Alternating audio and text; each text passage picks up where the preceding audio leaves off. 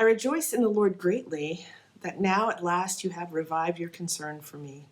Indeed, you were concerned for me, but had no opportunity to show it.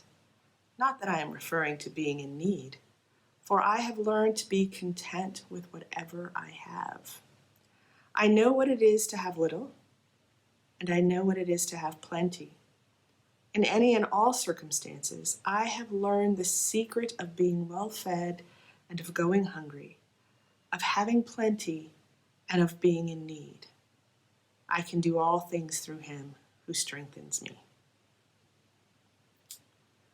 I remember sitting in my spiritual director's office, railing against this passage from Paul's letter to the church at Philippi, railing that Paul could talk about contentment when there was so much injustice in the world, when there are children starving, when there are people who are oppressed, when there are people being bought and sold, exploited in this world, for some to have so much and others to have nothing. I railed at how Paul could talk about being content. And my spiritual director looked at me and said, I think you've confused being content with being complacent. And when I said, well, what's the difference? My spiritual director said, in that annoying way that spiritual directors have, maybe that discernment is your spiritual work.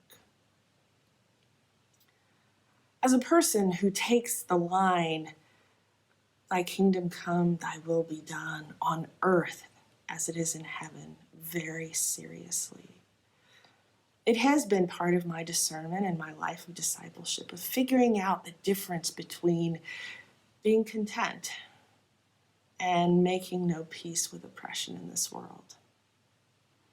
Between being content without being complacent.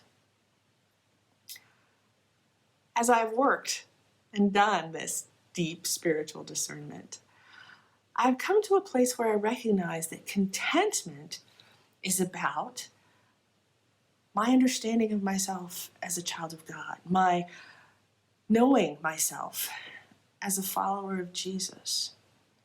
And in knowing those things, recognizing that my faith, my life of discipleship, is my primary guide. It is my center.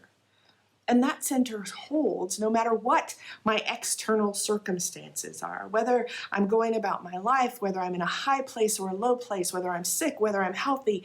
My center, when I can get it there, on Christ, on following Christ, on letting Christ be that around which I orient my thinking and my prayer and my living and my doing. When I find that place, when I'm not attached to the outcomes, when I'm not attached to others' expectations, when I can find and center myself on my gospel calling as a disciple, there's real contentment there. There's peace there. And when I can find that place, it doesn't matter what's going on in my world. It doesn't matter what my external circumstances are. When I find that place, there is peace there and there is contentment. And that contentment is not about complacency. I still engage what Paul calls the powers and principalities of this world. I still can engage from this place of loving like Christ loves, to abolish oppression, to resist capitulation to the forces of empire, to see the least of these, to live the way of love. I thought about what discipline, this call to contentment can be as we are dealing with stay-at-home orders or safer at home, as we are dealing with restlessness and anxiety and just a desire for this to be done. What does gospel contentment look like? What does gospel contentment look like in contrast to complacency? As I have struggled with that, one of the things that I have become clear about is that God is calling us in this time to something deep and something rich. God is calling us to a different way of being in the world. And perhaps part of our discipline might be in this time of physical separation, reaching out to those whom we care about, being intentional about touching base with our friends that we haven't talked to in a long time, our family who might be alienated from us, but a time of really mining our relationships. Maybe it's a time of recognizing that our busyness distracts us from centering ourselves on God. Maybe in this time we're not called to replicate our busyness at home.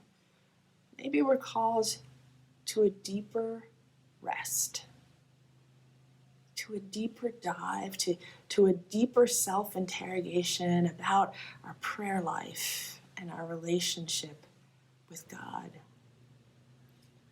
Maybe a practice of contentment would be reminding ourselves that we are God's gift to the world and seeking God's wisdom for how we will be that gift, how we will pour ourselves out for others.